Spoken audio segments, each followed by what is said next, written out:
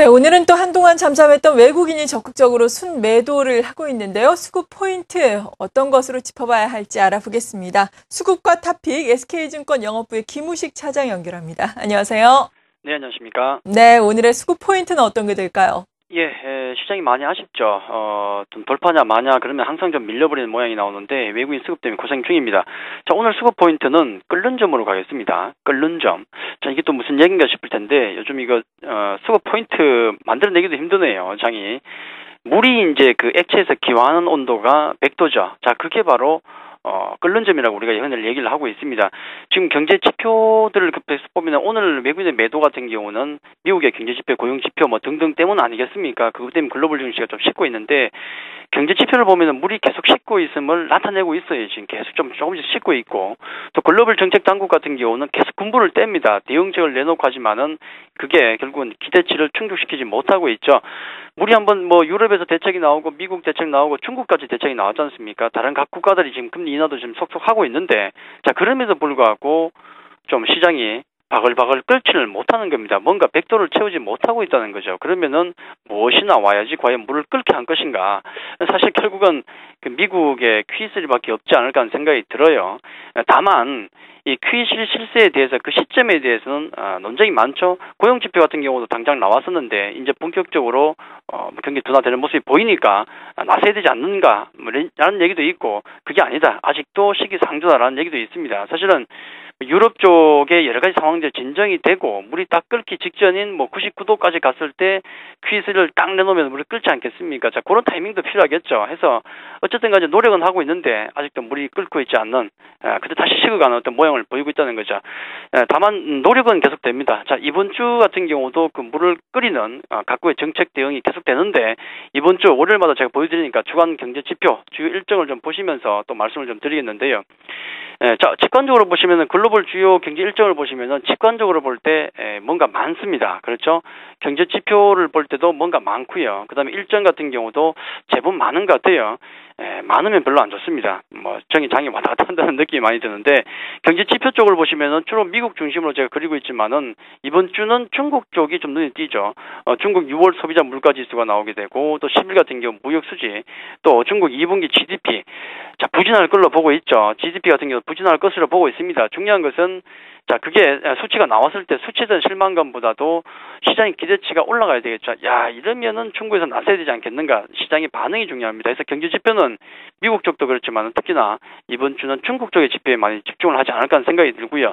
자, 일정을 넘어간다 그러면은 역시 가장 중요한 것은 어닝 시즌. 자, 이게 일단은 가장 기본적인 베이스가 되겠고 중요한 거 두 개 EU 재무장관 회의 9일 10일 유로존과 EU 각각 재무장 회의가 연속적으로 있게 되겠고요. 또 옵션 만기일도 있습니다. 자, 이 두 개 정도가 있는데 나머지를 보시면은 또 미국의 알코아 실적 발표가 9일부터 시작이 됩니다. 자, 실적 시즌에 시작이 되는 것이고 변동성 장세의 시작이 되는 것이죠.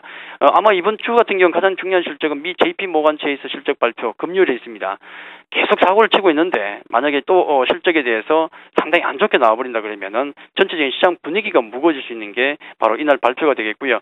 또 목요일 같은 경우 우리나라도 그렇고 일본도 그렇고 금통위 금융정책회의가 있습니다. 또 어떤 대책이 나올지가 있겠는데 전체적으로 앞서 말씀드렸다시피 굉장히 많습니다. 뭔가 많다는 것은 노이즈가 많다는 것이 되겠고 변동성이 많을 수 있게 되겠는데 지난주 장 같은 경우도 찌글찌글할 것 같다는 말씀을 드렸고 이번 주 같은 경우도 아마 좀 다소 좀 무겁고 어떤 찌글찌글한 장이 좀 되지 않을까 지표로 봤을 땐 그렇게 한번 이번 주를 예상할 수 있지 않을까 말씀을 드리겠습니다.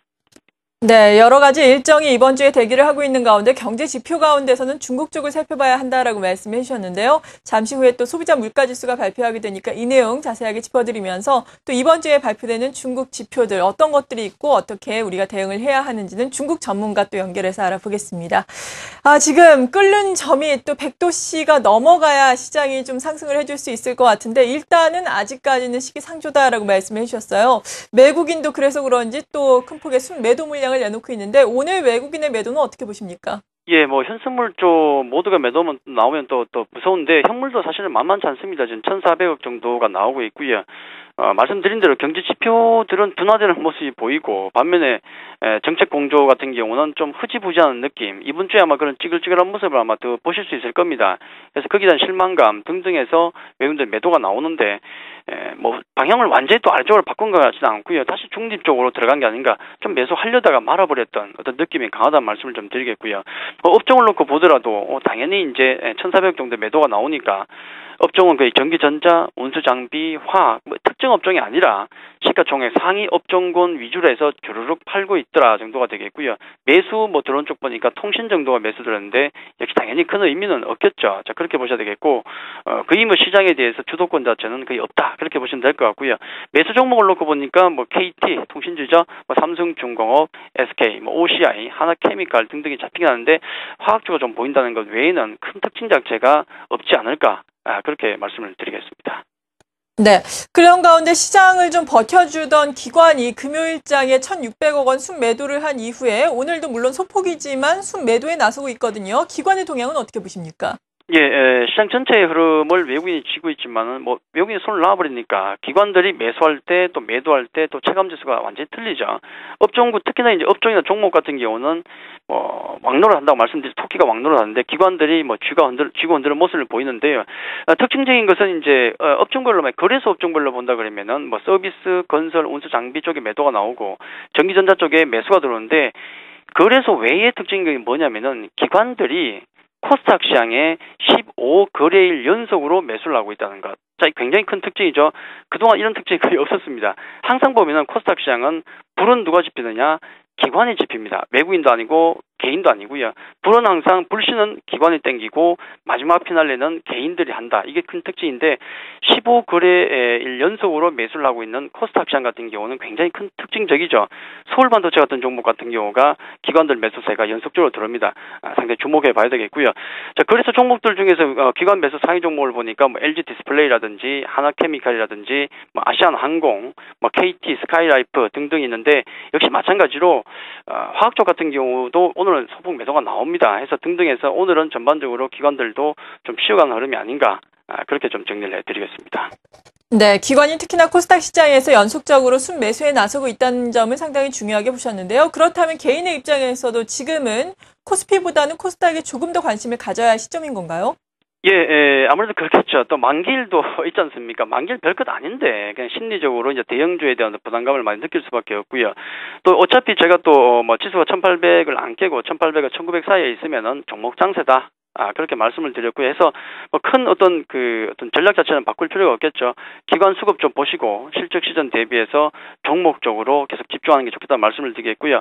제가 실적 시전 맞이해서 9개 종목 제가 말씀을 드렸는데 그 종목들은 차례로 제가 계속 좀 말씀드리고 있는데 오늘은 그 중에서 사실은 제가 코스닥 종목 중에서 JC를 하려고 했는데 JC 같은 경우는 지난주도 제가 못했죠. 주가가 많이 올라와서 이번 주는 보니까 오늘 아침부터 방송이 많이 나오길래 JC는 좀 뺐고요. 해서 가장 지금 수급이 핫하게 올라오고 있는 서울 반도체에 대해서 잠깐 좀 언급을 좀 해드리겠습니다. 자, 서울 반도체는 한동안 잊혀졌죠. 실적이 상당히 기대했던 것보다 못하면서 전망치가 계속 내려가면서 한동안 잊혀졌는데 최근에 다시 바닥을 찍고 올라옵니다. 누가 올릴까요? 기관인데 역시 서울 반도체 같은 경우 내용적으로 본다 그러면은 뭐 BLO도 있겠지만은 조명 시장의 선두죠. 특히나 이제 중요한 것은 실적보다도 어떤 전망이 중요한데 이번에 엠폴라 LED라고 개발을 하나 했죠. 즉 기존 어떤 조명보다도 휘두가 거의 뭐 한 5배 이상 높은 해서 칩 같은 경우가 5분의 1밖에 안 들어가도 만들 수 있다. LED 조명의 가장 문제는 값이 비싸다는 것인데 그것을 절감할 수 있는 새로운 제품, 성장 동력을 확보했다는 평가가 많이 나오고 있죠. 그게 중요하겠고 자 그것 때문인지 모르겠지만은 최근에 기관 매수세가 바닥에서부터 들어오다는 겁니다. 차트를 보면서 또 간단히 좀 말씀을 좀 드리겠는데요. 가장 중요한 것은 이제 실적 시세다 보니까 기관들이 어떤 종목을 만지고 있느냐가 굉장히 중요합니다. 예, 현재의 실적인지 차세대 실적 때문인지 몰라도 일단 지금 서울 반도체 같은 경우도 코스닥 쪽에서 가장 많이 기관들이 매수해 들어온 종목이다 그렇게 봐야 되겠고 최근 주가 좀 제법 좀 올라왔습니다만은 바닥권에서 이제 올랐기 때문에 어림도 없죠. 중요한 것은 이걸 보시면은 가격대가 얼마인가 중요한 가격대가 얼마냐면은 29,000원 정도의 가격대가 추세적으로 대단히 중요합니다. 자, 1차적으로 말씀드릴 수 있는 것은 지금 26,000원 정도니까 당연히 추가적인 상승은 가능할 것이고 가장 중요한 것은 29,000원대의 가격대를 돌파한다 그러면은 새로운 시세가 날 수 있기 때문에 기관 수급과 29,000원의 가격 가격대가 가장 중요하다. 그렇게 말씀을 좀 드리도록 하겠습니다.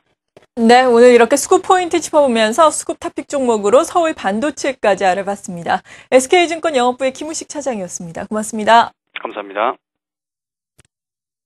이어서 아시아